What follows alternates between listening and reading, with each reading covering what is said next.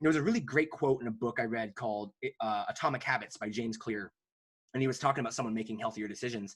And the person just made the decision that they were going to ask themselves every opportunity of a roadblock they had.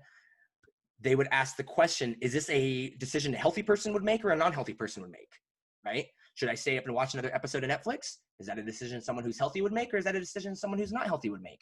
Oh, well, someone who's wanting to be healthier would probably go to bed instead of watching another episode of Netflix. If I want to, I'm trying to lose some body fat because I want to whatever. And then it turns into figuring out like what strategies have worked for you and what haven't worked for you, right? And having that question, having that dialogue with yourself, being willing to go through the experience of like, oh shit, that was really hard. Maybe I'm not quite ready for it. But then being able to pull back and say, you know what? All right, at least I know what I'm getting into over there. I may not be ready for it today. I'm not ready to start tracking my macros today. But you know what? I want to be healthier. Welcome to the Movement Code Podcast, where we help you decode movement, health, and lifestyle so that you can expand and grow. Hey guys, my name is Antonio Gerlay, your host for the Movement Code Podcast. I am a father, husband, business owner, rehab practitioner, and coach. Information overload has paralyzed many of us, and we are overwhelmed with good intentions and don't know what or who to trust. We aim to provide you clarity and confidence by bringing you expert advice for the everyday person. Thanks for spending some time with me today and enjoy the episode. All right, guys, welcome back. Movement Code Podcast. I'm your host, Antonio. Today on the episode, we have Sam Pogue joining us. Sam has been involved in the health and fitness community for a number of years now. I came across Sam from some mutual friends who worked with him over at True Coach, his previous employer. Now he's off doing his own thing, which is great. I'm excited to see what he has coming out in the future. If you're not a business owner, this is still going to apply to you. I know most of what we've talked about so far is for the everyday person, for the consumer, but we get into a little bit of business talk. Just because I had some questions that come up, and he has a background in business development and branding, etc. But as you will soon learn when you listen to the episode, there's a lot of carryover into how we approach and think about business, as we should with just our everyday kind of approach towards health and fitness. You know, we want to oftentimes draw this line in the sand saying that you need to do this differently just because you're doing that or whatever that might be. But really, how we approach a lot of things comes down to our mindset and just the direction and kind of our goals, etc. So there's a lot of great carryover there. Before we get started, I just wanted to come out with one ask for you guys to do prior to this. Sorry, I'm going to say two. As always, subscribe. Please subscribe to the podcast. Please give us your feedback. We'd love to hear what's working well for you, what you're enjoying. And obviously, by you subscribing, you'll get these episodes just posted to whatever platform you enjoy listening at. Now, the second ask, the real ask of the day, is I want to actually have you guys reach out to me directly, whether that would be through social media, whether that would be my email, which is info@enhancedmovements.com. But I want to know, what are the major roadblocks for you as it pertains to your health, fitness, and lifestyle?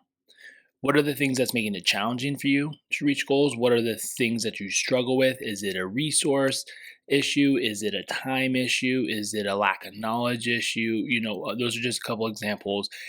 I'm really curious what this is, because I want to be able to generate better episodes for you guys, better conversations around what are the main pain points or sticking points for you. So I'll give you an idea. For me, at this point in time, I don't want to say it's a time issue. It's more of for most of us, it's always going to be time. I mean, I'm gonna gather 90% of the comments that are coming in are going to be time. But for me, it's really just, I'll back up. It is time for me.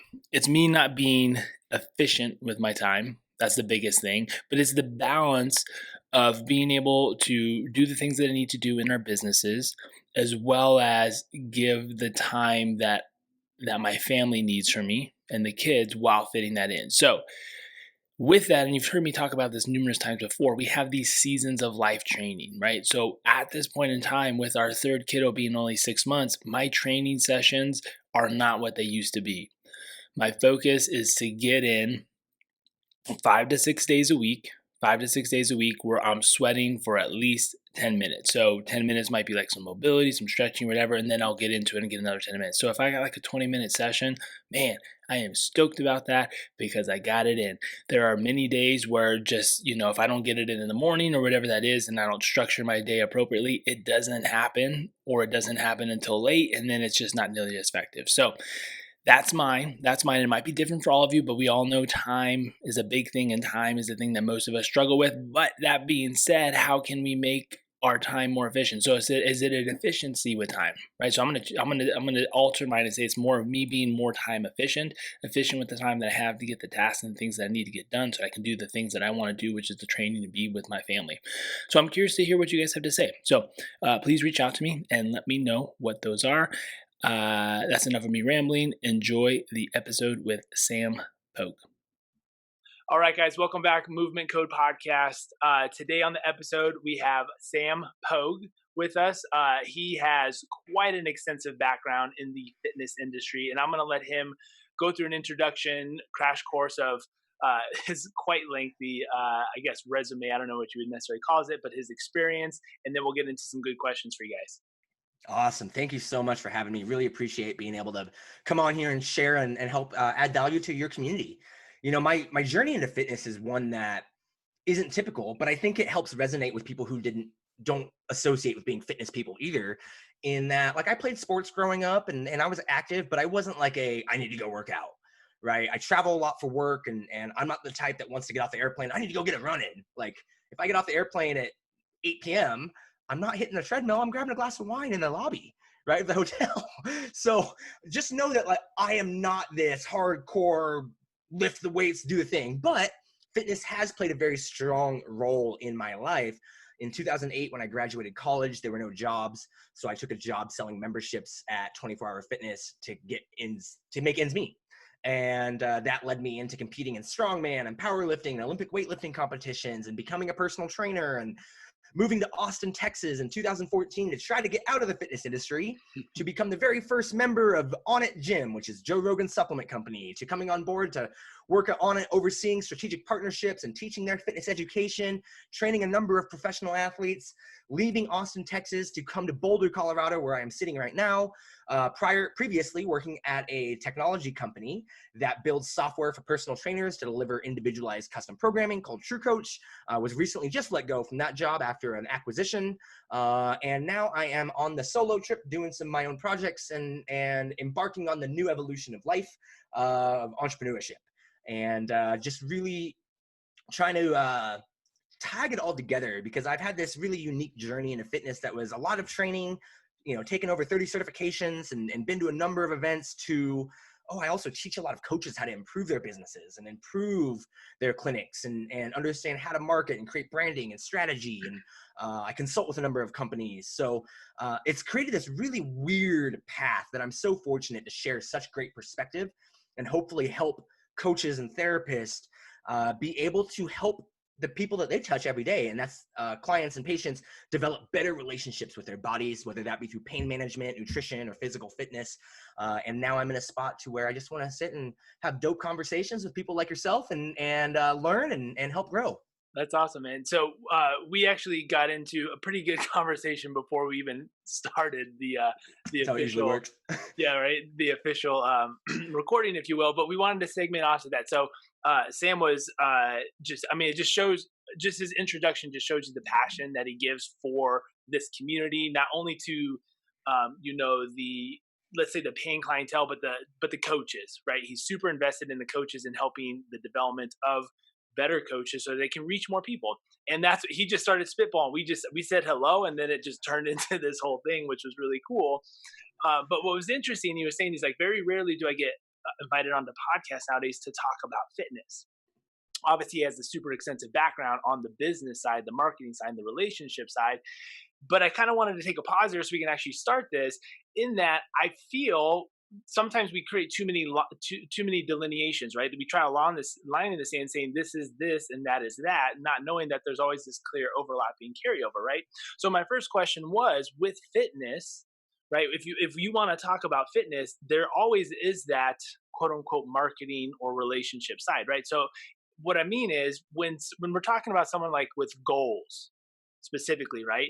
You can't have a goal without understanding who the person is, who the motivation is, what are they actually looking to express or get out from themselves with that. And in my mind, that's kind of where, quote unquote marketing comes into play, right? So what are some of the things that you find as far as being a good business owner lead you into being a better fitness coach? Or how do you have that conversation with people about their goals? You know, business as you and your family are experiencing is way harder than writing a program and treating someone. Like that's the best part of your day because like, oh, I get to do exactly what I know how to do. And then you step on the other side, you're like, oh shit, this world is entirely different. But that game, jumping into something new, is man, it's scary, right? Like, oh, I don't know how to do any of that. And you seem to be a go-getter. I don't know Antonio incredibly well, but a go-getter that wants to try new things, right? Like it sounds like you and your wife just want to try things and see where you kind of land. And that's such a huge value because it means that you probably don't have a strong sense of a fear of failure in that I'm going to try something and see what works and learn from it. Fail fast, learn fast, and go through a journey of gathering perspective because perspective only comes at a cost. As my mentor, John Wolfe, says, perspective only comes at a cost of time, energy, money, or pain. And it's through one of those emotions and feelings that causes us or pushes us to evoke change in ourselves. Now, I want to back it up to, let's say, maybe someone that you work with in a clientele setting, and you jumping into trying to do a podcast and social media is the same thing one of your clients is feeling when they're trying to jump into getting healthier.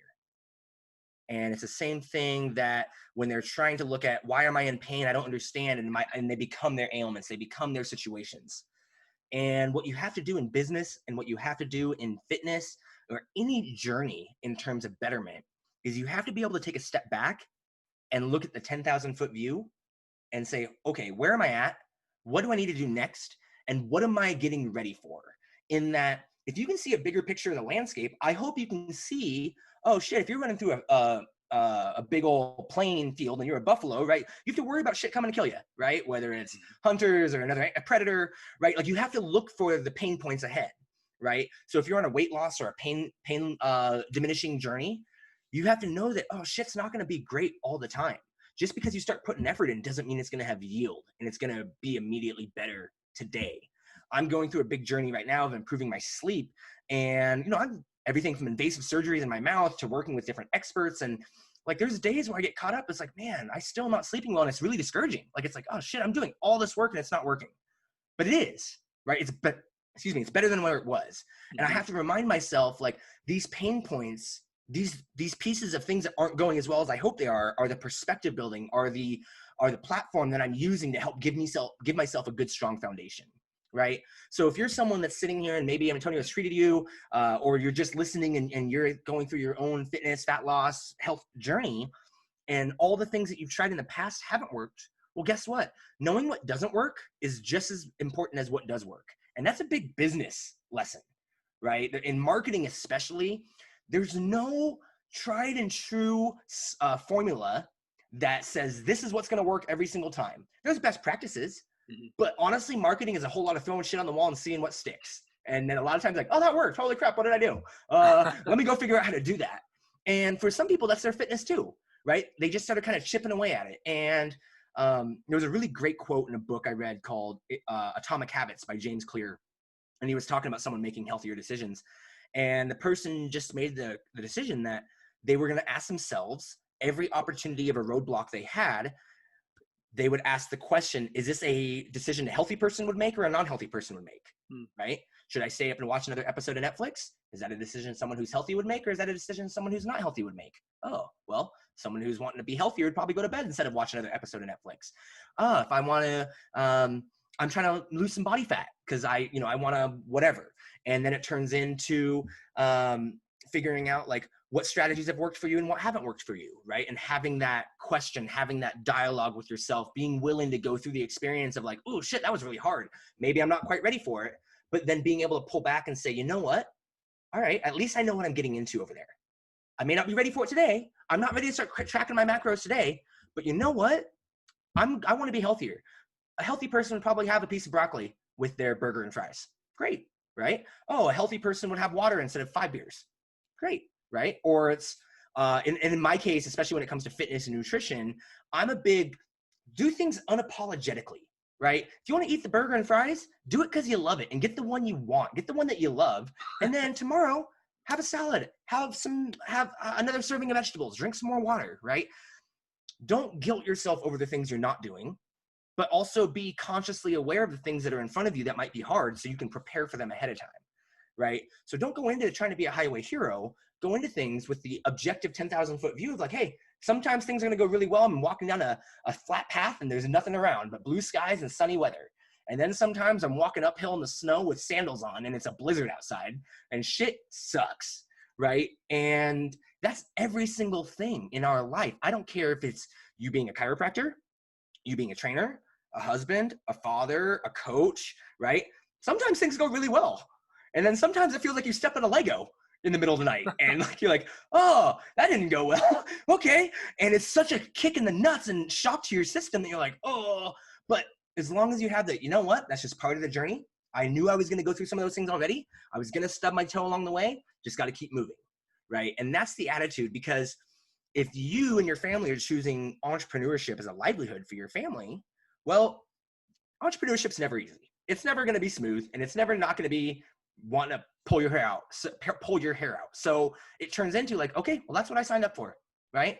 Because the other option is me not living this life. What would that life look like? Oh shit, that's me commuting 20 miles to go work at a clinic that tells me how to treat people instead of me getting to treat people how I want to treat people. It's me not having the flexibility of like, oh crap, my kid's sick. I got to like cancel clients and be able to hang out with my kid, right? Like those are the things that you maybe sacrifice for some of the pain points of entrepreneurship to do the thing that you're doing now. 100%. And that's the same journey with people's fitness and health is like, you know what, shit's going to go array.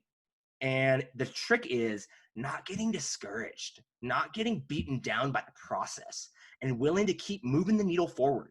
How can you make tomorrow better? How can you make tomorrow easier? What can you do to help yourself take a smaller step? And doesn't even need to be forward, right? Moving is better than not moving.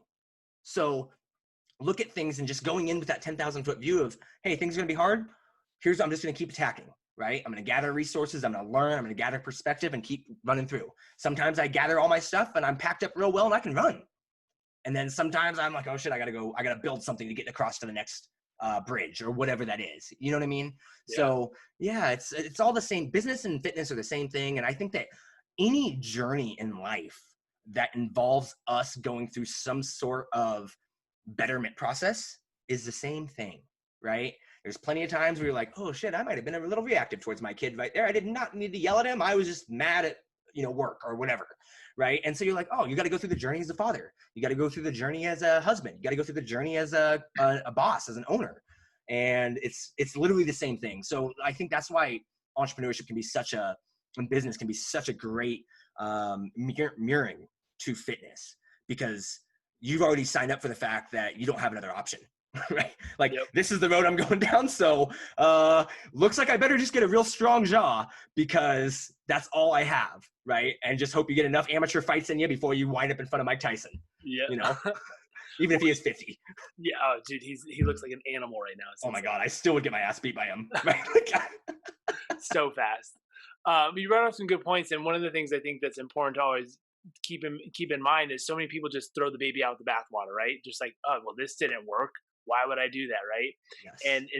And that's the toughest conversations personally for me, just being in that coach's role of being like, hey, like we have to now's the time to dive into a little bit more of a lens. If you're figuring out something's worked, you got to get a little bit more micro, even though we're having the macro approach and look, right? But they're just like, I'm not losing the weight. This isn't working.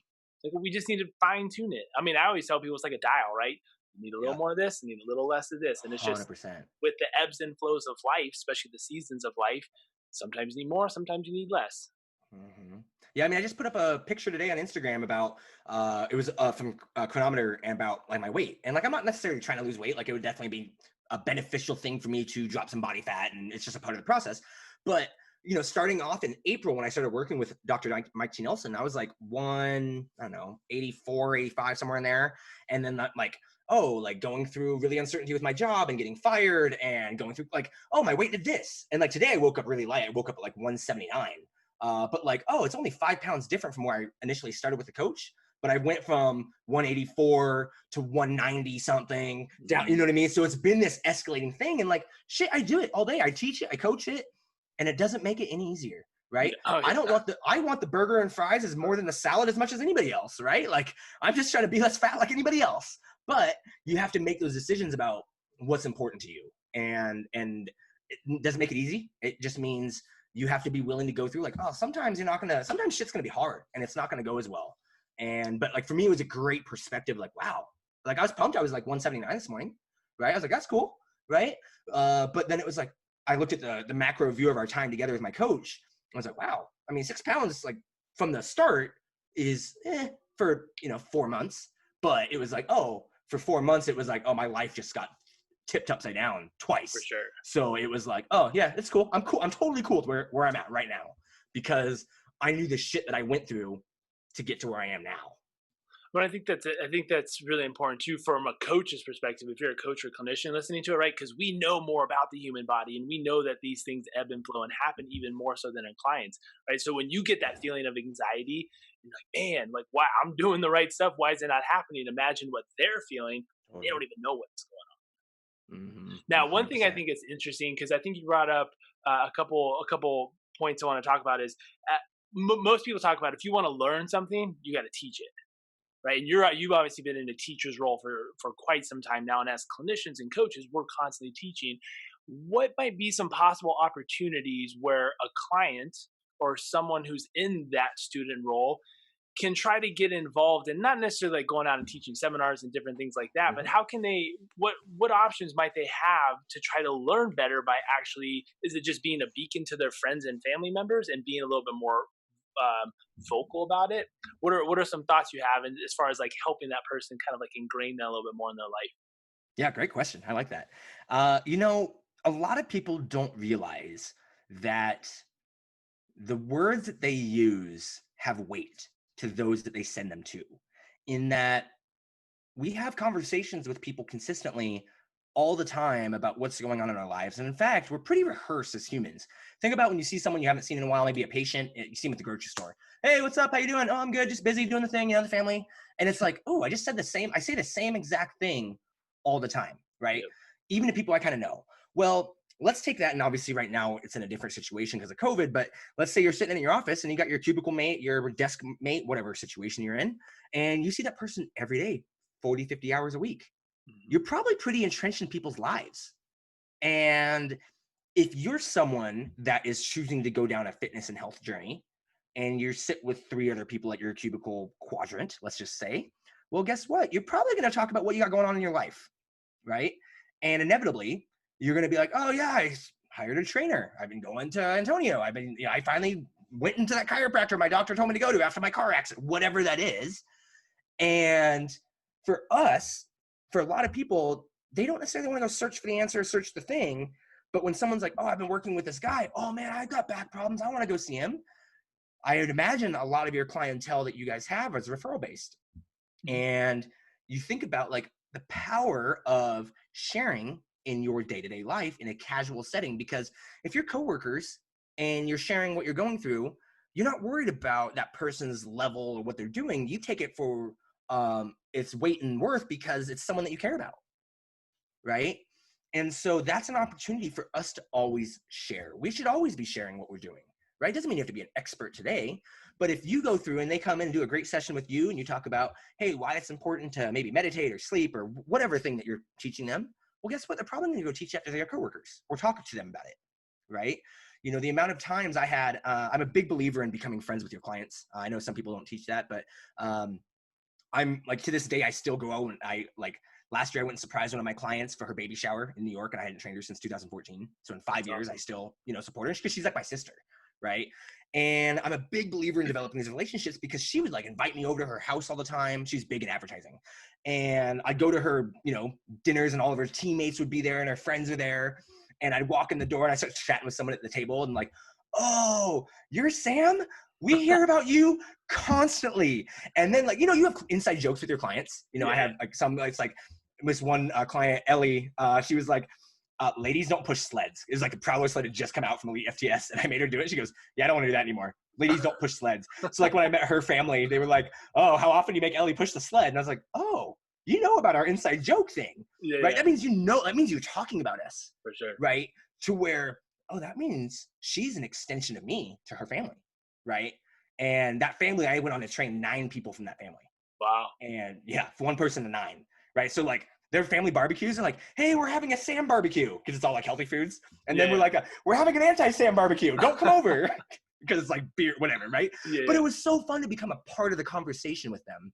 And from a business standpoint, like referrals are the best lead you can get, right? It's free and it's probably going to come in and it's probably going to pay, right? So from that level, it's a really financially sound lead or really customer. So, for us, we have to look at, don't be afraid to share with what you're doing. You don't have to be the expert in it, but if you're going through a journey, share it with someone else because maybe you showing them that you have the courage and the determination to want to change your outcome might give that person the confidence or the not being scared of it not working, right? Because if that coworker has been battling with pain or weight loss or whatever in their journey, and then they see you doing it, it's like, oh, damn, Antonio's like going to see a trainer? Shit, I should go see the trainer, right? It becomes that much easier. Think about, I'm sure you have Amazon Prime. Like for me, I probably won't buy something with 2 stars and poor customer reviews. For sure. Right? Because they're super honest. Like people don't hold back on those Amazon reviews. So you want to figure out how good a product is? Like, oh yeah, just surf down to that shit. This thing sucks. Why would you buy it? Like, oh, the 5 stars, not real, right? Customer reviews tell me everything, right? Because it's peer driven. It's someone there's no skin in the game in that client who's telling them to come see you is like, they're doing it because they really appreciate the relationship you give them, the experience you give them. They wouldn't talk about you if they didn't like you. People don't do business with people they don't like. Mm-hmm. For whatever reason, we're in relationships with people we don't like. But typically, you won't spend your money with someone that you don't like. You know what I mean? So it's especially if it's expensive, right? If it's $150 a session, you're like, oh, $200 a set. You're like, I'm not going to just go to someone I don't think it's working, right? If anything, you're probably under the gun of like, shit, I got to get this person fixed or healed within the first couple sessions so they come back or trust me, because they don't know that it's a 6-month process to get their sciatica to like calm down, right? Sure, maybe a low back adjustment might feel good in the interim, and but it's not going to like solve that pain, 100%. right? So then it turns into like, oh, how do I make sure you understand that this is a process? How do I make sure that you know? And that education, you talking to them in a way that makes them feel empowered, is going to give them the confidence to go share it later. Nothing I hate worse than when trainers get super caught up in over preaching anatomical anatomy and physiology, when they're like, I need you to get in a half kneeling position. I need your glenohumeral gliding to be in this blah, blah, blah, blah, blah. And I'm like, yeah, Grandma Betty don't give a shit about her glenohumeral gliding. Yeah. She cares that she can put her bra on by herself and pull the blankets over herself in bed at night, right? Like, so just, hey, can you do this with your arm? Awesome, right? I don't need to call it horizontal abduction, blah, blah, blah. You know what I mean? And so for us, it starts with us sharing that in a way that makes it easy for them to reiterate, right? So I teach a lot of workshops, and I've taught workshops to a couple Thai, Japanese, and Korean groups that don't speak English. So I'd have a translator. And so do you think they want to hear things in posterior pelvic tilt? No, I just said, hey, when you're doing your squat, just don't look like a dog taking a crap in the park. And they're like, oh, they know what that looks like, right? It's a lot easier to translate that than it is, so it gets people to understand what you're doing, and it gets them to have something fun to share, right? That client, because if you start rattling off a bunch of anatomy, that client's not going to be like, bro, I don't know what that means. They're going to shake their head and be like, yeah, totally. I'm like, you don't know what I just said at all. That just went right over your head, right? To where, oh, then you give them something they can use, that it's in their terminology. Now they're naturally immediately going to go text their best friend, their boyfriend, girlfriend, husband, partner, whatever. Oh my gosh, I did this drill where I look like a dog taking a poop in the park, and like my low back just does not hurt anymore, right? And you're like, oh, that's awesome, right? And it just gives them something to where they didn't have to worry about speaking like you. They could speak like them, and it's easy to understand. So Yeah, just use words that people get. that was by far one of the biggest mistakes coming out of school, right? Because you want to sound smart. Everyone wants to Hmm. sound smart, like they know what they're talking about. But it's just so relative where you just spit and stuff and no one cares. But Right. with that being said, which I'm curious to hear your perspective in the avenue of True Coach. I mean, True Coach blew up, I'm sure, partially because of everything that you guys been doing leading up to it, but then COVID, everyone's going into online programming, right? How do coaches maintain that good, healthy client relationship when you're not face to face anymore, right? Because I mean, we're having a good conversation, we get to know each other through a screen. Now everything is digital. That being said, too, your same coworkers you're not seeing every day, right? So Hmm. everyone's getting removed. Everyone's a little bit more disconnected and removed from those face-to-face interactions and connections, which is interesting. And I have a feeling, just the way you kind of get a sense of how some people are. Most people that love having the conversations like we do, they're like, yeah, I want to get back to meeting people. But other people are like, I'm kind of okay with this, and we're really losing a lot of that social interaction. Yeah, it's you have to recognize where you're at first. If you're not the most talkative person, I want to have long conversations all the time, like know that going in, and that's okay, right? But for on my end, like if I was doing a lot of online coaching, I have to also be present around, like I can't have a 4-hour conversation if I have 50 clients, right? Because immediately that puts me at, like, crushes my hourly a quarter or 3/4 of what, you know what I mean? Because I'm spending 5 hours per client per month instead of 2 hours per client per month, right? So my hourly got halved. So you Mm-hmm. have to set up systems around expectations to make it easy, right? Maybe it's conditioning your clients around, hey, I need more feedback from you. So that way I can just get into it and I can look at, hey, oh yeah, I don't feel good, right? Or, oh, that thing crushed me today. Or what is your system for communication, right? For me, like with my coach, I send him an update once a week around, hey, this is what's going on, how I'm feeling. And then he gives me a response, right? And then, but I like, because Mike and I are friends, we talk quite a bit throughout the week, and it's different. But, for a lot of coaches, clinicians, you got to set yourself up to give yourself an opportunity to have um, them take ownership of the process, because they're going to have to be a little more involved in a remote setting than you are in an in-person setting. And then you're going to have to make it easy for them to follow through, and make it easy for them to just give you the information they want to give you. And then it's your job to decipher. Does that make sense? Yeah, So 100%. and then we also have to realize that not everybody is a good candidate for remote coaching. I Yeah. know that's tough in this setting right now, but if you're a brand new coach, do you think you're ready to work with someone that's got a shitload of ailments in the middle of 100,000 miles away from you, that has never worked out before and doesn't have any equipment? Like, oh my gosh, you're gonna be explaining everything, Yeah. right? And so think about this. I mean, people have a hard time getting someone to hinge well, right? It's one of the hardest movements to coach, whether it's a hyperlaxity or it's a stiffness or whatever it is. You're gonna ask someone to understand where their pelvis is at in space remotely, who's Yeah. never done it and has no tactile abilities, right? Like, that's really, really hard. So we have to understand that not everybody is ready for that same experience. Doesn't mean that you can't give them value, but we have to know that, okay, maybe Grandma Betty right now is not ready for this immersed online coaching experience where they're getting a customized remote program. Maybe I just need to give them some smaller goals or some smaller tasks that don't involve as much feedback or as much coaching, to where I have to have as much handholding, Hmm. right? So if we're looking at it from a business standpoint, now you have scalable offerings. You might have um, a single purchase opportunity, like a, hey, 0 to 5K, or a couch to 5K, or like a, what you need to know about whatever, right? The basics, your basics Yeah. program. And that's something for everybody can just do. You just pick up, you buy it once, and like, oh, it's a cool little thing. And then that's a lead funnel to where, okay, maybe someone went through that, and then they're like, you know what, that was awesome. I want to go deeper. Then they want to do a remote coaching, Hmm. right? The difference between someone who's willing to spend $49 on a 12-week online program, and the difference someone who's going to spend $500 a month for individualized coaching, are not the same person. For Doesn't sure. mean they don't want the same outcomes, but investment wise, they're not quite there yet, both from their standpoint and your standpoint. So we have to meet people where they're at, and we have to give them opportunities to be successful. And so True Coach just becomes a platform to deliver that communication for people.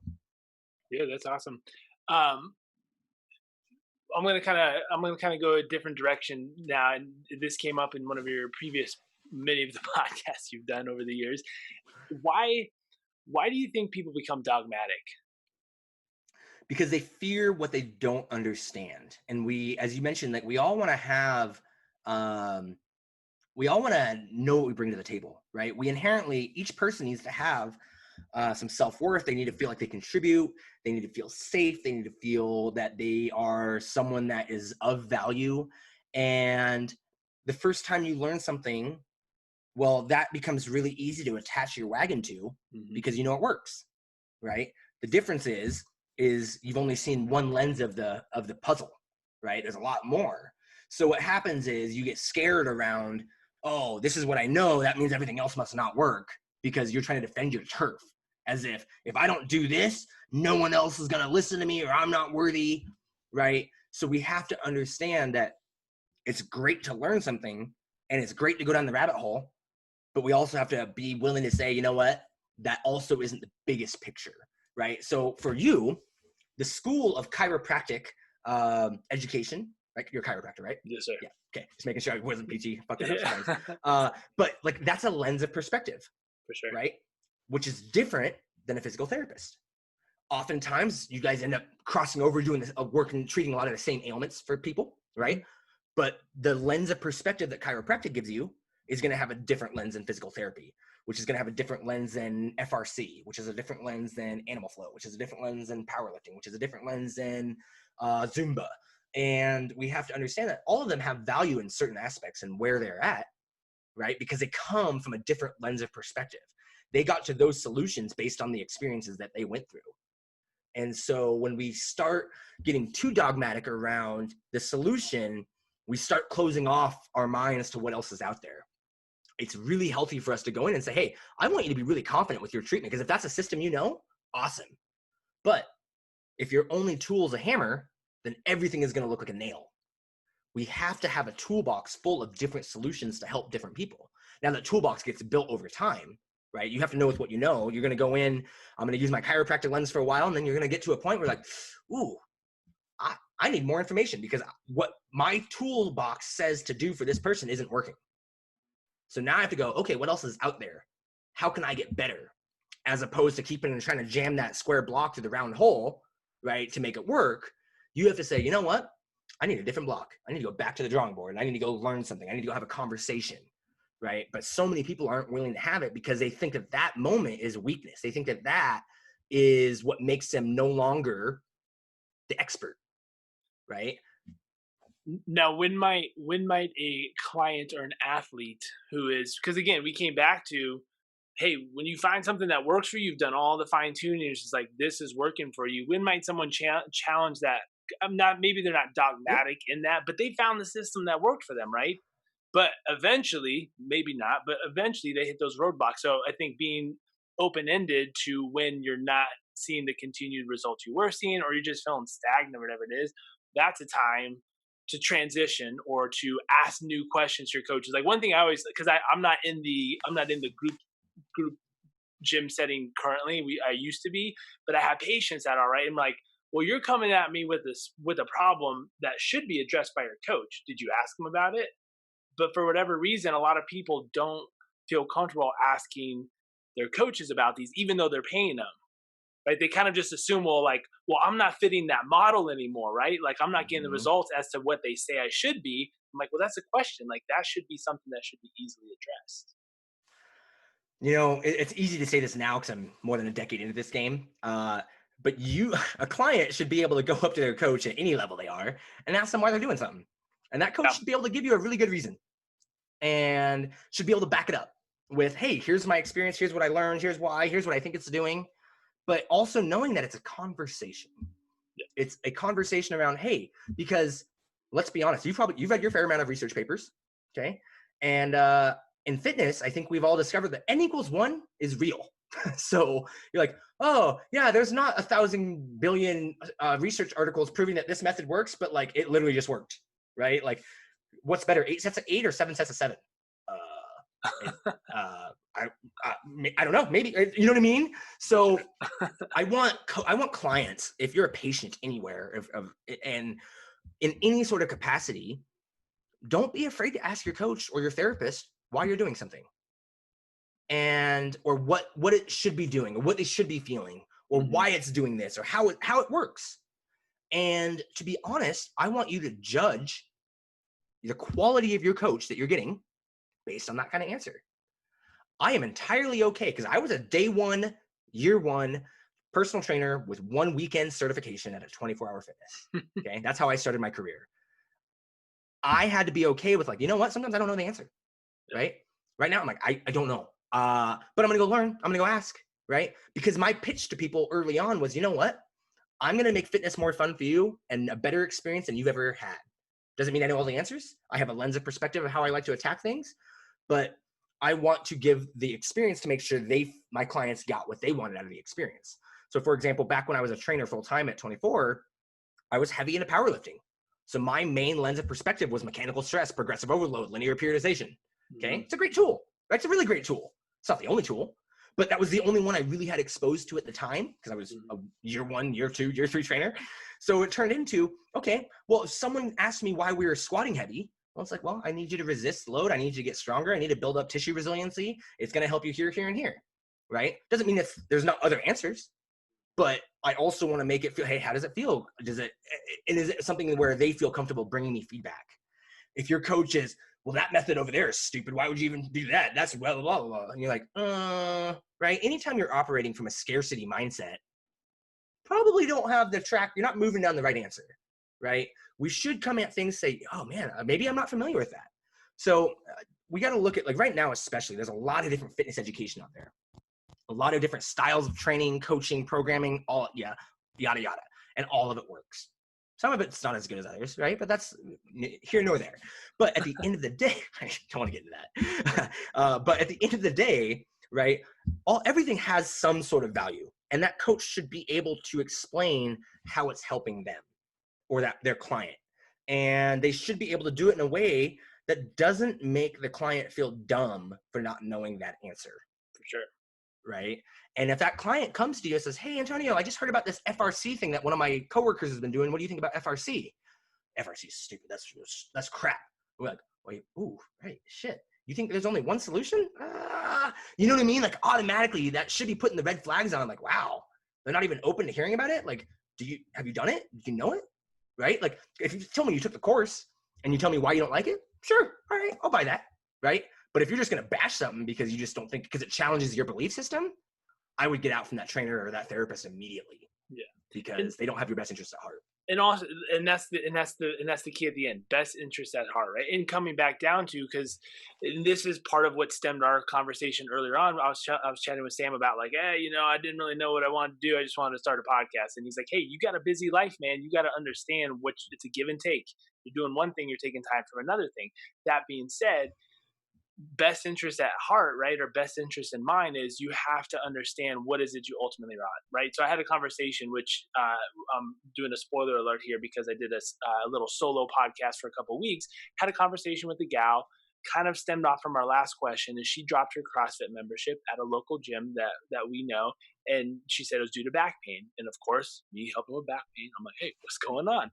And we got into the conversation, and she's like, I'm just tired of modifying everything because of my pain. And I'm like, well, do you like doing CrossFit? Yeah. Okay, well, what do you like about CrossFit? Community, trying new things, and getting stronger. Okay, so the 3 things that you said you enjoy has nothing to do with what's written up in the board, right? So why does it matter if you modify? Because your best interest is being with the friends you love, staying active, right? But then the recommendation from her therapist is like, well, maybe you should go try Pilates and do some core exercises. I'm like, listen, Pilates and core exercises will help your back to some degree, but there is a huge gap between Pilates and core exercises to what you want to be able to do in CrossFit. So, best interest in mind is like, yes, those things work, but you have to understand the context of where you want to end up going. 100%, right? Like, and I would throw the caveat of, you know what? Let's say that person has been doing CrossFit and they didn't give you the answer that they love it, right? They didn't give you the answer of like, oh yeah, I really love all those things. Then it turns into like, well, go try Pilates. Because to me, honestly, if they go down the hole and they love it, awesome. Like, especially during COVID, I've had so many people hit me up and be like, what do you think about Peloton? I'm like, well, oh my God. Do you like spin now? Oh my gosh, I love spin class. Great, buy the bike. Yeah. Or if you don't like, I don't know, I just think it's cool. I'm like, it's going to be a really expensive clothes hanger. right? Like how many people, like no one should ever buy a brand new treadmill because treadmills, like you can buy those things used brand, like no one ever uses them, right? Because they think in theory, they think it's good, right? So my thing is go down the hole as long as you like it, right? If like, oh, CrossFit wasn't doing it, you're getting tired of getting beat up, go try Pilates. If that 100%. makes you want to go down 12 weeks, 2 years, 4 years of like going hard in Pilates and you did something 3 days a week for 4 years, awesome. Awesome, right? Then it turns into like, you know what? If you get bored, do something different, right? Like one of my former clients, like she's one of my dear friends. And so when I started training her back in the day, it was always around the lens of, I just want you to feel comfortable in the gym. Like, I don't need you. I don't care if you care about your 531 or your 1RM. I literally don't give a shit. I care that you feel comfortable putting a bar or grabbing a weight and doing the movements without wondering if I'm doing them correctly. But she's like, Sam, I get kind of bored going by myself. I was like, then she goes, I want to go to bars. I'm like, go to bar for 3 weeks. Get class pass. So she went to bar for 3 weeks. She's like, I kind of want to go to yoga. Go to yoga. Then she started doing kettlebells, right? And it's like, I don't care. Like, there's so many cool things in fitness, right? Sure, would I love everybody to do a powerlifting meet, a bunch of kettlebell work, a big programmed experience? Absolutely. I think that's great for everybody. Mm-hmm. Is everybody ready for that? Absolutely not. To be honest, I wish everybody would just walk more, right? Walking is like the most undervalued, underutilized tool of fitness ever. And that's the easiest blanket thing for like, what should I do to get fit? Go walk, right? Like, especially I travel a lot for Ubers. Uber drivers are always like, what do you do? And I'm like, oh, I'm a trainer. I'm like, oh, what should I do to lose weight? It's like, is this your full-time gig, driving Uber? Yep. Okay, every 5 rides, walk around the block. That's it? Well, I mean, it's more than what you're doing now. It's a start, yeah. And it's like, that's the start. And does it get you to do it, right? So for me, because we don't wake up motivated. We don't wake up like, I'm going to have chicken and broccoli every day for the rest of my life. And I am going to go run 100 miles. And I'm going to go squat the weights. I'm going to do this, right? In theory, we want that. We want to wake up like, we're going to go do the thing. And I'm like, I slept like shit. My kid's being a brat. My job has got a fire, right? Like life is just taking a crap on me. What do I do, right? Let's just do the thing that you want to do, right? And stick with it for as long as you want to do it and being willing to want to try something different, right? Because there's lots of solutions out there, but doing the thing that gets you to do the thing is more important than beating yourself over the things that you're not doing. Yeah, 100%. I think what's so funny about that is I had Ryan DeBell from Movement Fix on, and he's been going down this locomotion kind of thought process lately. And the question is like, what's the one movement that's burned the most calories for humans? Walking. Right? And it's been pretty well. I mean, just think about like we've just been hunters and gatherers, right? No one. You look at all these other countries and other civilizations, and they're lean and strong, but they're not out there just lifting weights and doing these things. We forget just the easiest thing there is. And the treadmill thing is funny too, because everyone lives somewhere, but they think having a moving ground in their basement is going to make it's going to make it easier for them to walk than to just go outside. Right. Like we live in Colorado, right? Like when I get from people in Colorado, I'm like, just go outside. We get 300 days of sun here, and it's beautiful here, right? Like I've caught myself wanting to, especially when it was snowy out. I'm like, man, I should buy like a bike trainer. And I was like, no, man, just go, like do the thing, go outside, right? And it's, but I get it. We all want to find, I think that's a healthy thing for us to acknowledge is like we're just searching for the thing that we want to do, right? And that's why I say pull back a little bit from it, get to that 10,000 foot view, and say, okay, you're clearly interested in getting better.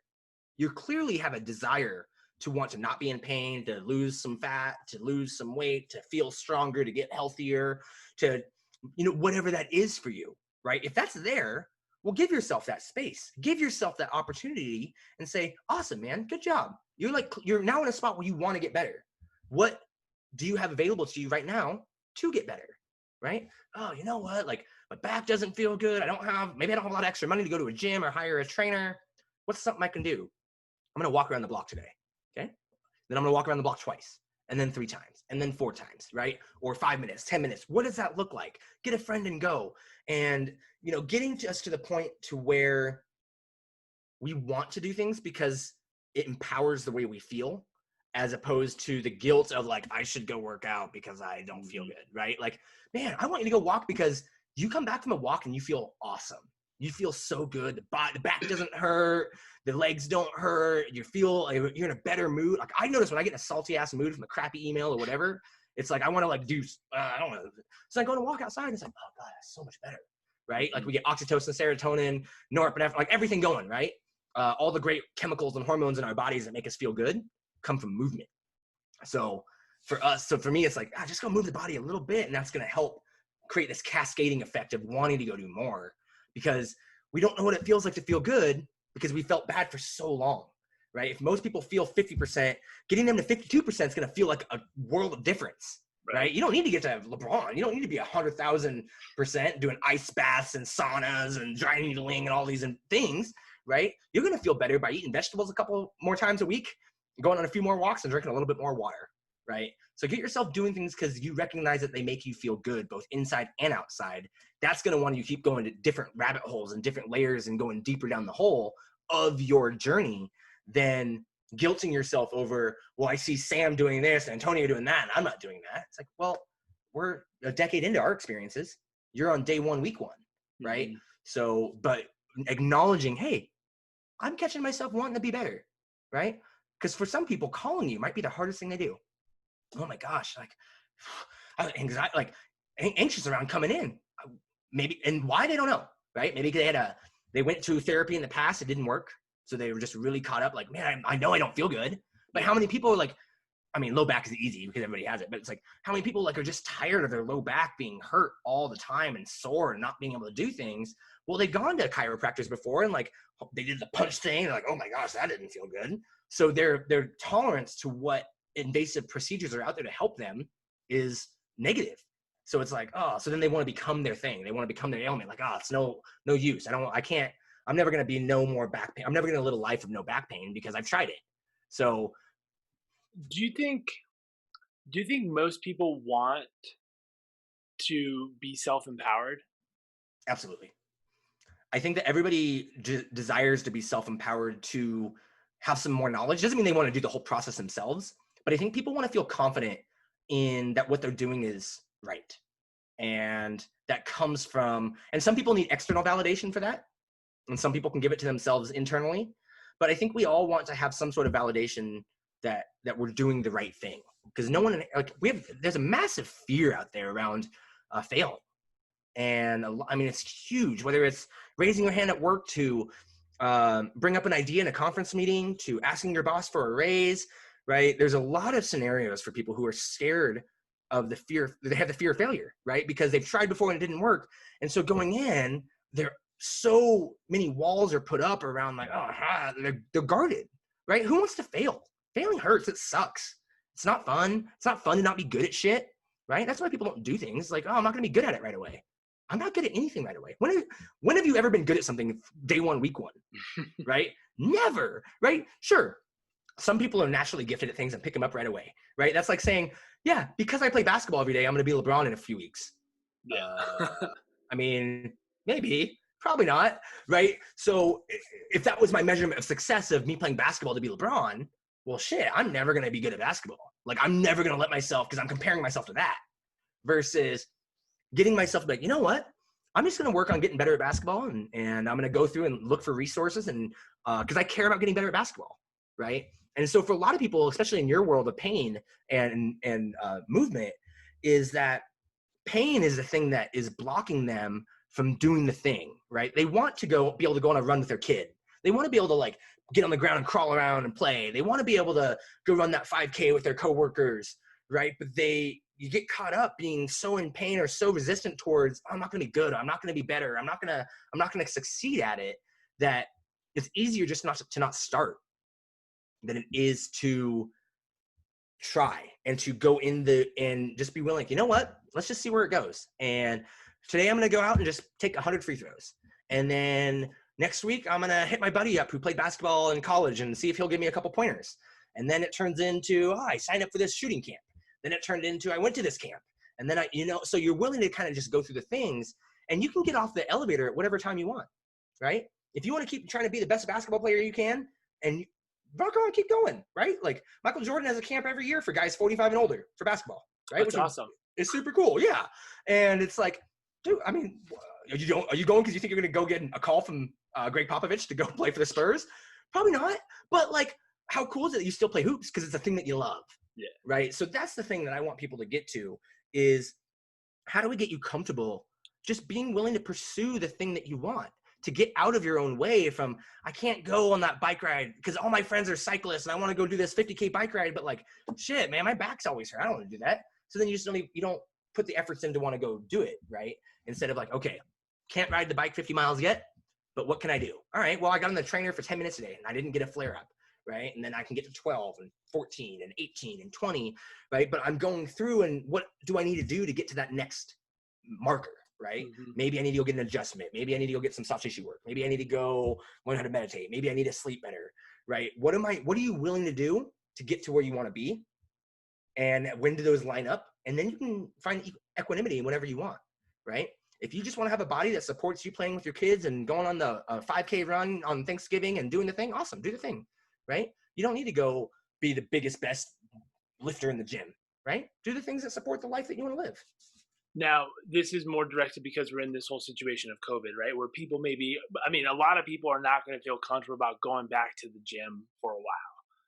And especially now coming up into the fall and the winter. With that, right, we got walking in water and just trying to get into some sort of a routine, right? If someone's thinking about maybe putting together their own programming, and aside from their own experience and whatnot, what are some things people should be thinking about and trying to develop their own? Because a lot of people are just like, you know what, I'm gonna try it on my own, which I love. I'm like, dude, do it. Sure. I'm here if you got questions, right? 100%. What kind of methodology or what kind of thought process should some of these people think about? Great question. Excuse me. I love, and this is a lens of perspective I didn't have my entire life, but I want to look at how do we body map? How do we understand our body, right? I want people just to develop a relationship with movement, right? And around, if you're an FRC person, it's cars. If it's the on-it system, it's the open chain joint by joint mobility. But I want people to develop a relationship with their body and what moves and what doesn't move, right? You don't need to worry about some fancy lateral stretch to get the intercostals on the butt anterior side of your ribs to open up, right? Like, does this feel good? Ooh, that doesn't feel good. Okay, cool. Don't go into pain, right? If this doesn't feel good, yeah, don't put more weight on it and hammer it, right? Just recognize like, ooh, okay, why does that motion not feel good? All right, cool. Ooh, it hurts to put my arm over my head. All right, like take note, right? Move joints, move muscles just to feel, right? And yoga does a good job of this. Yoga is obviously a very set prescription of movement. Mm-hmm. But for me, look at whatever you're doing with your body as your movement and take note as to how things feel. That's step one, right? If you're a new parent and you realize like, oh shit, it's really hard to get up and down on the ground and crawl with my kid, right? Great, just take note of that. I'm like, oh shit, okay. Right now, that's not where I'm at. What hurts the most when I do that? Oh, my hip hurts really bad when I do that. And then my low back starts to light up when I do that. Okay, great. At least now you know. All right, well then stand up, say, all right, well if it hurts for me to be down there on my hands and knees, my lower back lights up, what happens if I move my legs around when I'm standing? And what happens when I walk? Or what happens when I go down the stairs? And just start taking a mental note around how your body feels doing what things. And then, because if you don't know where you're at, you don't know where to go from there. Right? We have to know where we start to know where we can go. Mm-hmm. And then that gives you the information to go into someone like Antonio and say, hey, you know what, man? I noticed that my wrist really hurt really bad when I'm down on the ground, crawling with my kid. Do I maybe have some carpal tunnel? What's going on? But that information is super useful for you, right? Because that gives you the target, what they're experiencing. But you and I being in fitness know that it's not the wrist, it's probably something up the chain, mm-hmm. right? It's probably the elbow, the shoulder, probably the hip, whatever. And so, but at least it's a starting point. And it gives them a reference point. So if people can get in the habit of just moving their joints, moving their bodies, if you grew up dancing, do your dance warm-ups, right? Get into your plie positions, get into this. If you played football, do some of your football, do your just stretches. Just do a couple stretches. And like the thing is, like there's no, from the majority of standpoint of who's going to listen to this podcast, there's no right and wrong way to stretch. The only wrong way to stretch is when you get hurt, right? The best ability is availability. So it's really hard to lose weight, get stronger, play baseball if you're hurt all the time, if you're on the IL, if you're always injured, right? So we want to look at and understand, how does our body feel right now? What can we do to start making it feel better? And that starts from taking, just like if you're working, an assessment. So this thing I'm talking about, this movement, this understanding, is just your own personal assessment. What feels good? What doesn't feel good? I love just having people do some neck rotation, some lateral flexion, some rotation, some leg movement, and just get someone like, ooh, that feels kind of gunky. I'm like, yep, that's a scientific term. It's actually gunky. It's L-gunky for the Latin terminology. But yeah, totally. And it's like, or like, oh, it's like fuzz. Like just scrape the fuzz, right? And they're like, oh, that makes sense, right? Just use that joint and scrape it around in there. And they're like, oh, wow. Because we both know too that installing movement into a joint is going to make it feel better, 100%. right? The difference is that where pain starts coming is when you went too far, right? So for those of you watching this, I'm gonna turn sideways, right? Let's say you can only put your shoulder to here, right? Well, if you're going and forcing yourself to do a bunch of handstand push-ups, well, now you can probably guess your mid-back's gonna hurt because you're having to arch your back to do all these things. Well, that doesn't mean don't move your shoulder. It just means don't move your shoulder into a position that you have to compensate other joint structures to achieve that motion. So if this is my shoulder range today, just roll with that, right? Just move it, right? Move within the range of motion that you have access to today and grease the groove. And if we start there, then we can start asking better questions as to if we need to get deeper. Because we live in the world of the internet. There's no shortage of information out there or anywhere we can get some sort of baseline knowledge of something we can go do. If anything, there's too much of it and it becomes overbearing of like, oh my gosh, like I don't want to go do 1,000 squats in 10 minutes. And you're like, yeah, I don't either. Like, that sounds like the worst thing ever for me. Right? So there's plenty of things you can go look at, like, oh, I can go get that if I want that kind of a fitness response, if I want like a workout response. But if we can get in a better habit of addressing how we feel, so that way we can say, you know what? I don't need to do a bunch of handstand push-ups today because my shoulders don't feel good.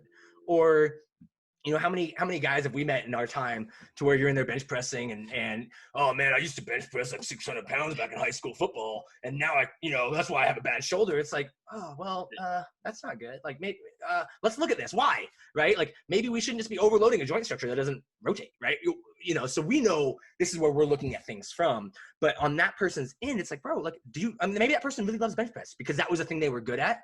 So they attach their value to how well they bench. Yep. And because they can't bench, they don't feel valuable in the gym anymore. So it turns into like, okay, what can we do to help get you to where you can maybe bench? You may not bench the world anymore, but would it be valuable for us to get you there? Like, oh man, I would give anything to bench press again. Awesome, man. Right? And maybe that's like getting a nice little release inside that pec minor or jumping in there and getting that serratus to unlock or whatever that is. Like if that's your issue, like you're not going to go through a non-painful journey to unlock that, unfortunately. But you got guys who can get in there and do it. And it turns into like, okay, well, maybe we start with floor press. Maybe we start with an elevated push-up. Maybe we start with just some getting your elbows to loosen up, right? The journey to get there and getting you to understand like, okay, that's where I want to get to. And today I'm not there. But I get to it by having an honest conversation with where I am at now and saying, you know what? Shoulder doesn't feel good. Why doesn't my shoulder feel good? You know what? I should go hit up Antonio. Hey, man, I'd like to start working out again. Shoulder hasn't been feeling good. It hurt doing push-ups. It felt kind of pinchy. Can we see if there's something going on? Yeah, man, for sure. And you're like, oh yeah, a little soft hit. Like, oh man, that feels way better. Great, right? And then it becomes, you can have an open dialogue around like, hey, here's what you should be doing to help get that to be not so pinchy, right? Once again, that's the Latin terminology is pinchy. That's the correct anatomical way to talk about that. But like, I mean, that's a very real thing that you're going to get, right? Like I look at chiros and physical therapists, like you're like an auto mechanic. Like if you're not a car person and you want to get something fixed, like I got a buddy, Zeph, who's like a big car guy, and I could literally hold my phone to the engine, like, Zeph, what's going on? And he can tell me what's going on with my car. But that's like people in their bodies. Oh, the thing he does the weird thing, right? Or someone's explaining to their car, yeah, it's doing the sound. And you're like, yeah, sure, whatever. I don't care. I literally don't care what sound you're making. Just but if you don't tell me what you're going through, I don't know what you're going through. So for more people, that's exactly where I want everybody to start. Just move your body and just take note of what positions feel good, what positions don't feel good, where does it start hurting, where does it not start hurting, what feels good, what loosens up. And then we can start going on and we can start building a plan, right? Because that's the difference between someone doing it for their own purposes and like the way Antonio and I would approach something is we do the same thing, but then we would just have like, okay, this doesn't move, so we're going to choose this variation instead of this variation, right? Instead of hammering something that doesn't work, right? And so for you as a person, if you're not seeing one of us or doing that thing, at least now you know like, ooh, you know what? Dumbbell bench press does not make my shoulders feel good. Or barbell bench press does not make my shoulders feel good. So can I use dumbbell bench press? Oh, wow, dumbbell bench press does not hurt near as bad. Why? Well, because my shoulder blades aren't locked in place or whatever that is. But being willing to open yourself up to that conversation and just know that, ooh, this is what feels good. This is what doesn't feel good. That gives us permission to know what to push on and where we can start getting after it. Because inevitably people want to get after it.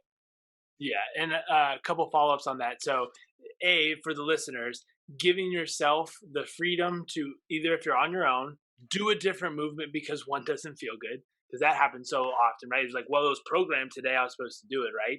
And the part two of that is telling the coach and having that conversation, just like, hey, this is not jiving. How do I modify this? What do I need to do different? But one thing that's funny is like my wife always says like, oh, you're so good at like foam rolling and stuff like that. I'm like, really, like what I do on somewhat of a daily basis, depending on how busy I am with family and work and everything, is like all I do is like 20-minute body mapping sessions. I lay on the ground and I'm literally just rolling around in all sorts of just weird different ways. And I'm like, that doesn't feel like that's a little tight. And I'll just chill there for a little bit. And then I go to somewhere else. That's all I'm doing. I'm just looking for sticky points. Right. Totally. Yeah. All the medical terms. But so you brought up a good point, is part of the original podcast, which is in the pre-roll or kind of intro of this, is the amount of information is overwhelming us, right? And with good intentions, everyone's trying to do the right thing, which is really good. And we're trying to help filter through all that fluff. But for those of us that are just Googling and YouTubing, how do we weed through the fluff? How do we weed through what's actually good and not bad? Because again, it's super easy. You're a marketer, right? You know how to grab people's attention, and a lot of stuff out there is just grabbing attention with not good information. Well, marketing is a lot of splash in the pan, a lot of hot and sizzle, right? And I really love the expression that simplicity is the ultimate form of sophistication. And if someone has to use a shitload of big words and a lot of fancy jargon to make you kind of feel like it's cool and that you understand what's going on, okay, it might be okay. Versus, wow, they made that concept so unbelievably easy, I actually understand it. And I know exactly what they're doing. Like, there is a pretty high level of common sense with the body, right? Like, does this feel good? Does this not feel good? That's a pretty good indicator of how good a movement's going, right? Like, did it hurt? Love it. No? Awesome. that's your indicator things, right? Yeah. Does that hurt? No? Then that's a good thing. Yeah. Is it heavy? Is it light? So for most people, like, when you see something, it's like, wow, they're going through a lot just to like explain something really complex or really simple. You're like, maybe they're having to hide behind that, right? And trainers do this where they use heavy terminology, right? They're trying to talk about the multifidus and the diaphragm and this. It's like, can you breathe here and here, right? Does this move? And I think that having that, your first reaction around those feelings when you feel something being marketed to you, is exactly how it probably is going to feel, right? I prefer to come across really raw and unfiltered and uncensored in that, like, I'll drop pooping dog jokes and things because that makes people understand that I'm real. I'm not trying to be something above what they are. I'm trying to be something that you entirely can see. I am transparent. I am not this person all the time. This is me 100% of the time. The way I talk to you with undulating my voice and changing the pitch, like this would be the conversation I have with you in person. It's not like because I'm on the show. So it's like authenticity is something that we can all feel, right? We feel it all the time with people. It's like, oh, that felt really like crappy. Like, so for us, I think that's a big indicator as to if it's good or not, is how does it feel marketed to us? And did it feel like it was trying to make us feel stupid for not knowing? Or does it make us feel empowered to make a decision and take change and action? Yeah. And so when we're filtering through all this information, the big thing I want coaches to do better, and the big thing now I want clients to start registering, is what's the message that coach is really trying to put out there? What is the real thing that they are trying to accomplish through their journey? And that's tough. Coaches don't do a very good job of it across the board because they're not marketers. But we have to look at, the way I explain it, like typically is, what's the thing that got you into fitness? Like, for whatever reason, you chose to be a chiropractor. Did you have an injury? Did you watch someone get injured? Did you get in a wreck? Did you have an experience with a chiropractor? Something caused you to want to get on the hole. Now, the choice for you to want to continually enhance yourself to get better and choose to get better is your ambition to want to serve, is your ambition to want to help others. Now, you're going to get business purely because you're a chiropractor, you have DC behind your name, and you're in whatever location. There's going to be people that show up, whether they're a car accident or they just want a manipulation or they want something. The difference between you having a okay business and having a booming business is when people still really start to resonate with what you are giving them and why you're the person that they can trust. And for some people, that's going to be because they came through a journey, right? So a lot of people who work in the nutrition space, I tell, like, you know what? You're probably in the nutrition space probably because you've had a challenging relationship with food or your body throughout the past, right? How'd you know that? That's guaranteed. Okay, let's just get past that. So if you're talking to someone and they're talking maybe a little bit roundabout answers about their nutrition, how quick are you able to pick up that they have an eating disorder? So fast, right? How fast can you see yourself in them?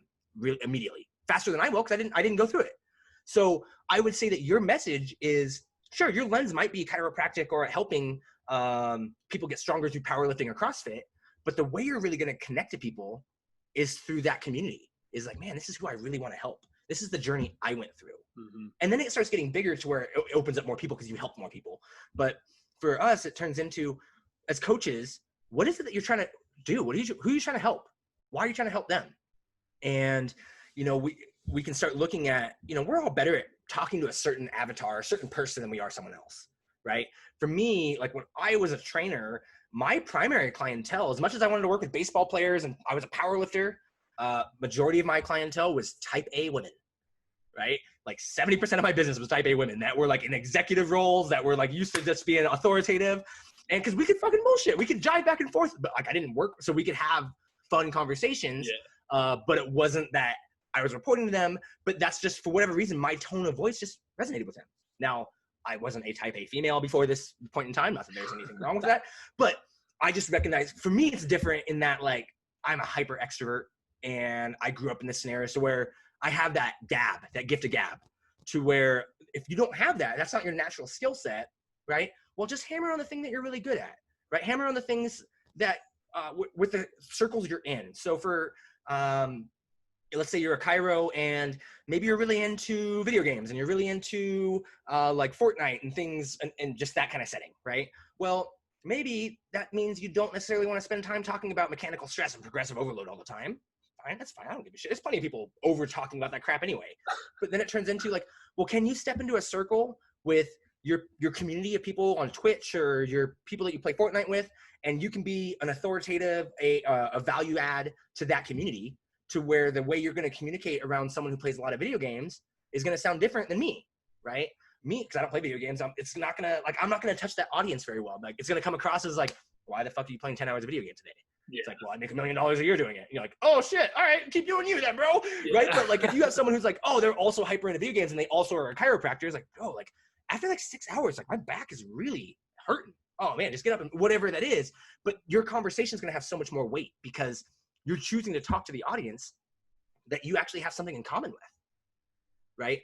Finding commonality is the most effective way for us to have a good conversation. Think about if you and I were sitting in the bar and just having a beer and someone walks in the door and you're like, wow, what a douchey looking dude. What is wrong? Ugh, right? You just like, for whatever, they just give you the bad vibe. Take off their coat. I don't know why I did this, but they take off their coat and they've got like your alma mater on their, a t-shirt with your alma mater. Whoa, when did you go there? Wait, what? And then all of a sudden you're like best friends. You're like, wow, I just went from like wanting to like punch you in the face and kick you in the shin to like buying you a beer. How did that happen? We had something in common, right? So sure. People, if you're looking at fitness, there's plenty of people out there doing fitness. Go find someone that's got something in common with you, right? If they're also a big, like they love cooking, Jane, go down the hole and find them, right? Like, oh, they like to teach fitness through cooking food. Dope, because you like to cook food. Or they like to teach fitness through playing games.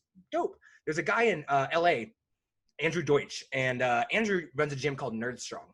And Andrew comes from being a creative director in an advertising setting, and he loves, you know, like Harry Potter and Marvel and Dungeons and Dragons.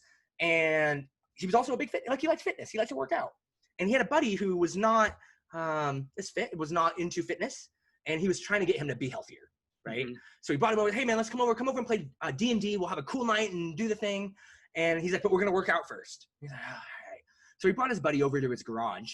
And because they're both like gamers and they love role-playing games, he's like, all right, man, we're in the garage. There's 5 goblins in the garage. To kill a goblin, you got to do 5 squats and 5 push-ups. And after 7 minutes, 5 more goblins come out. And his buddy had a great time having this narrative story around the workout.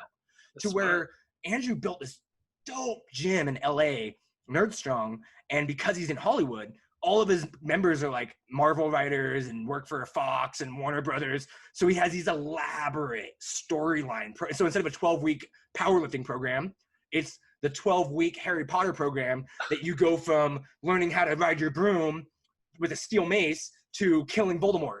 And it's entirely like each week you have like different goals and different settings. I'm like, that's so freaking cool. That's awesome. And the amount of people who, like, he's got 150 members in his gym who come religiously, and they come for the workouts and they're excited about it.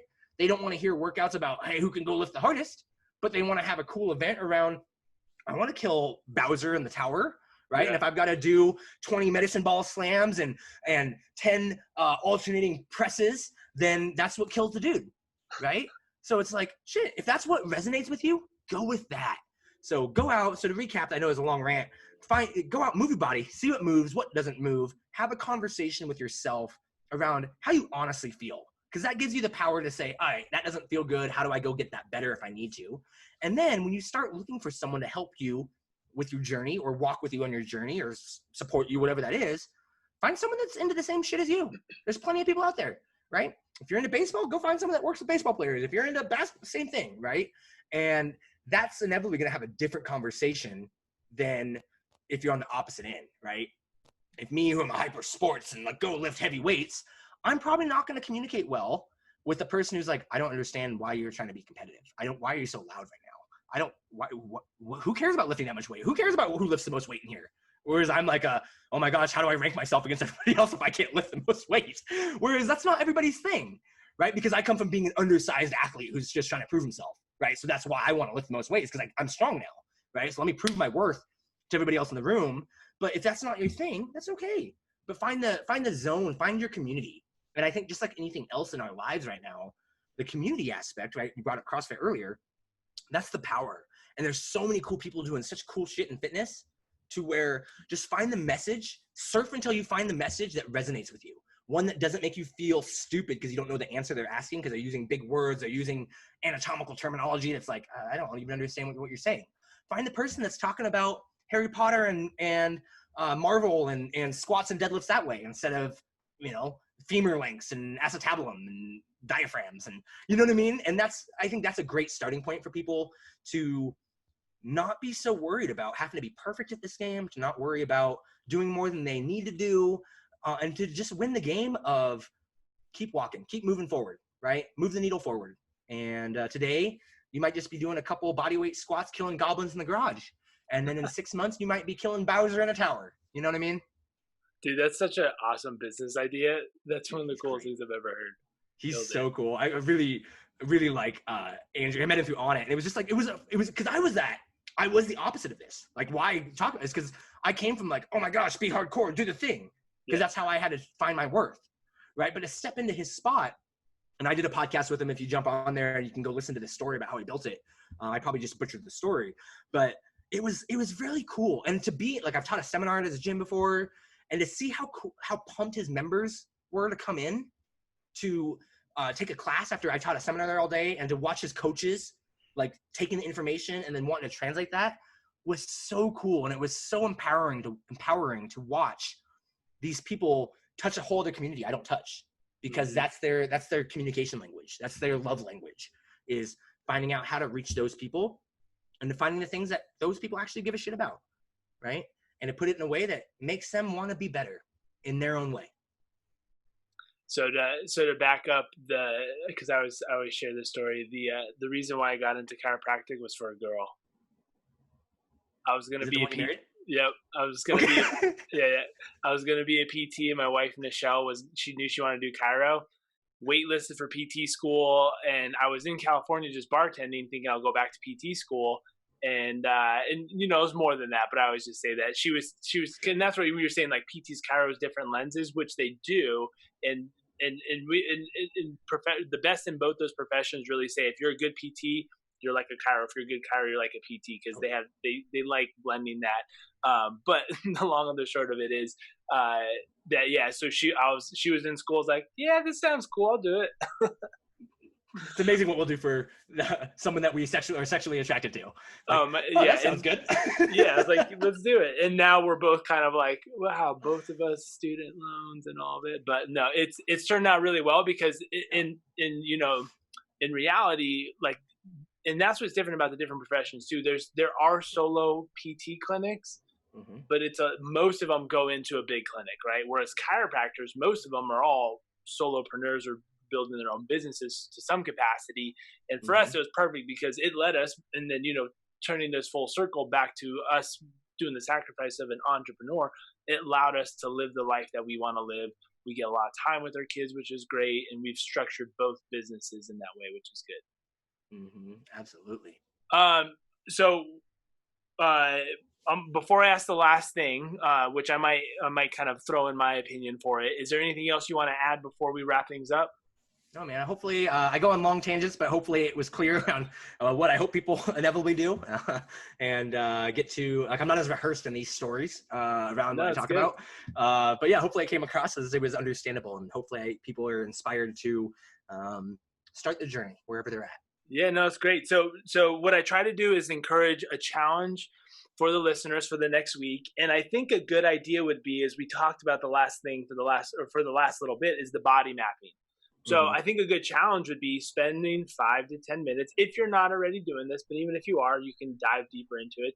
Spend 5 to 10 minutes every day and body map. You can go region by region, right? You can focus on a specific area, but just get in tune, right? What do you think? Man, it's if everybody just took 5 minutes to move their bodies, we'd feel a lot better overall, right? Like, I used to have because I powerlifted and Olympic lifted for a long time, like a lot of this, so my neck was always really stiff. And as I went through FRC and went through that education, and like, I really just always was doing cars with my neck and just moving it consistently and just exploring that range, to where now it's like, oh, I actually have pretty good neck mobility. Yeah. And it came from just greasing the groove, just a couple reps here and there, sitting on the toilet, sitting on the couch, I'll move my neck, sit in the car, right? Like, shit, like anchoring high, that's when you do it, do that.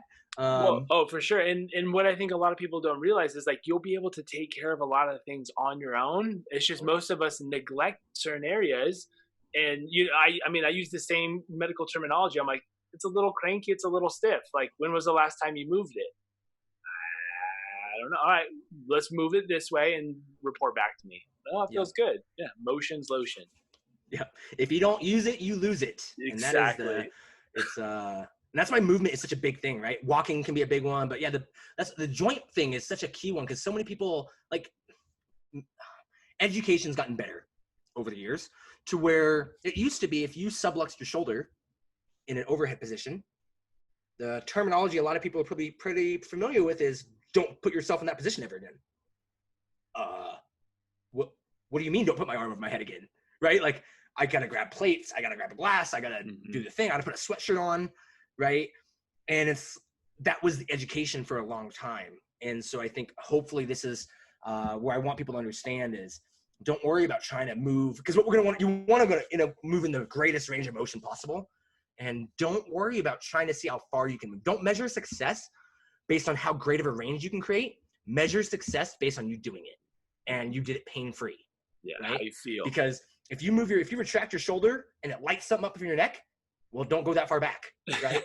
Only go this far, only go a quarter of that. Like, okay, that didn't hurt as much. Great. Just work with what you got there. And then the circle gets bigger. Yeah. Yeah. Perfect, man. I love it. Well, I appreciate you taking the time today. It was fun to, we've conversed online quite a bit, but meet face to face ish. So totally. It's been a pleasure, dude. It was great, man. I really appreciate great questions. It was nice to have a different style of conversation than I'm used to, and hopefully it came across okay with everybody. Yeah, I think it will. Awesome. All right. Thanks for joining us for the Movement Code podcast, guys. I really hope you enjoyed this episode with Sam Pogue. It was a pleasure that I got to chat with him today, and he got to share so much time with us, sharing his wisdom and his knowledge. For those of you that are training at home, hopefully you got a little bit of insight and knowledge as to how you might structure a program for you. There's obviously a ton of different opportunities out there for you, whether it be apps or websites or anything like that. There's coaches that are working remotely with people, myself included. So there's a lot of options out there if you're hitting a roadblock or you're not sure what to do, right? As we said in the pre-roll, we want to be more efficient with our time. So if one of the things that that makes it challenging for you for even getting your workouts in. We don't want to spend extra time on thinking about what we have to do. So there's obviously coaches out there that can help you out with that. Now, that being said, one of the big takeaways I want you guys to walk away with from this episode is the concept of healthy or not healthy. Sam references the book Atomic Habits, talking about how our choices we can put into this category of is this a choice a healthy person would make, or is this a choice a not healthy person would make, right? So there's no judgment in it, right? We're just trying to be more aware about the choices we make, whether they're moving us in the direction that we want to move or not. And since having this conversation with Sam, I've been doing this quite a lot with the decisions that I've been making, right? So for instance, I'm going to tail off that Netflix episode. My wife and I have been jamming on Brooklyn Nine-Nine lately, which is hilarious if you have not seen it. But at night, we'll watch the show and then we're like, oh, damn, that was so funny. We want to do another one.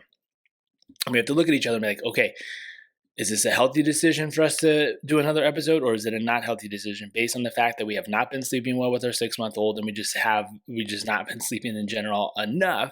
So the decision is usually a healthy decision is to go to bed or not watch an episode at all and try to get to bed early. So something I want you guys to take away. Now, with that being said, also, your challenge for the week is 5 minutes of body mapping. We talk about how so many of the issues that most of us are dealing with are just a lack of awareness to our body, but more specifically, it's just kind of like a stagnation, right? How many times over the last week, if ever, have you actually just done neck rolls? Right? We're just doing simple neck rolls on a daily basis can improve your mobility in your neck, work on tight muscles or stiff joints, as well as decrease any sort of pain or tension that you might also be experiencing in the neck. So it just takes 5 minutes a day. Pick different body regions. There's no right or wrong, as we were describing. You can do a longer time frame, whatever that is, but we're just asking you to do 5 minutes of body mapping every single day. See how you feel after 1 week. Report back to me. I would love to hear how it is, and then figure out how to tie this into your everyday routine. Okay? Thanks for tuning in, guys. Move well. We'll see you next time.